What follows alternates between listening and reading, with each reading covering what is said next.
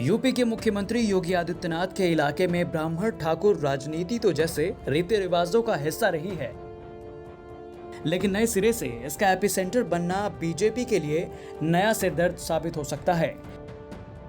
गोरखपुर के एक विधायक डॉक्टर राधा मोहन दास अग्रवाल की ठाकुरों पर टिप्पणी को लेकर विवाद को बीजेपी ने गंभीरता से लिया और नोटिस देकर जवाब मांगा है। साथ ही गोरखपुर से बीजेपी सांसद रवि किशन शुक्ला ने बीजेपी विधायक का इस्तीफा तक मांग डाला है। 2017 के यूपी विधानसभा चुनाव के बाद और 2019 के आम चुनाव से पहले बीजेपी को बैलेंस करने के लिए बहुत मेहनत करनी पड़ी है। बीजेपी के लिए चिंता की बात यह है कि एक बार फिर विवाद गहराने लगा है। हैरानी की बात तो यह है कि विवाद के केंद्र में बीजेपी के ही वही विधायक हैं जो योगी आदित्यनाथ के बेहद खास रहे हैं। गोरखपुर में विवाद की शुरुआत तो हुई एक इंजीनियर के तबादले से, लेकिन बढ़ते बढ़ते बीजेपी के शहरी विधायक डॉक्टर राधा मोहन दास अग्रवाल के इस्तीफे तक आ पहुंची है। इस्तीफा मांगने वाले बीजेपी के ही सांसद रवि किशन शुक्ला हैं। ऊपर से बीजेपी के प्रदेश महामंत्री जेपीएस राठौर ने नोटिस भेजकर जवाब मांग लिया है। विवाद की शुरुआत तो एक असिस्टेंट इंजीनियर के तबादले को लेकर हुई, लेकिन बीजेपी विधायक की यूपी पुलिस की कार्यप्रणाली पर टिप्पणी से बवाल काफी बढ़ गया।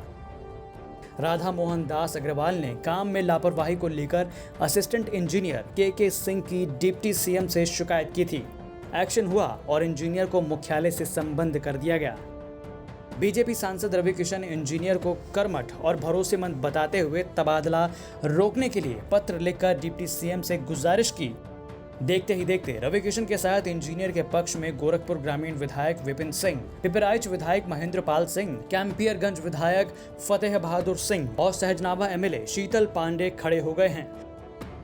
दूसरी तरफ से बास गांव के बीजेपी विधायक कमलेश पासवान राधा मोहन दास अग्रवाल के सपोर्ट में आ गए हैं।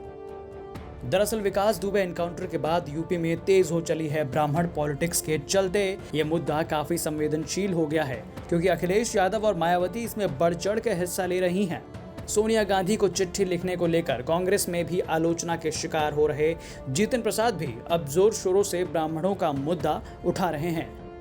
ये मामला सिर्फ ठाकुरों पर टिप्पणी का नहीं है। ऊपर से तो ऐसा लगता है कि एक ब्राह्मण सांसद एक वैश्य विधायक के खिलाफ मुहिम चला रहा है, लेकिन इसकी आड़ में जातीय लामबंदी शुरू हो गई है।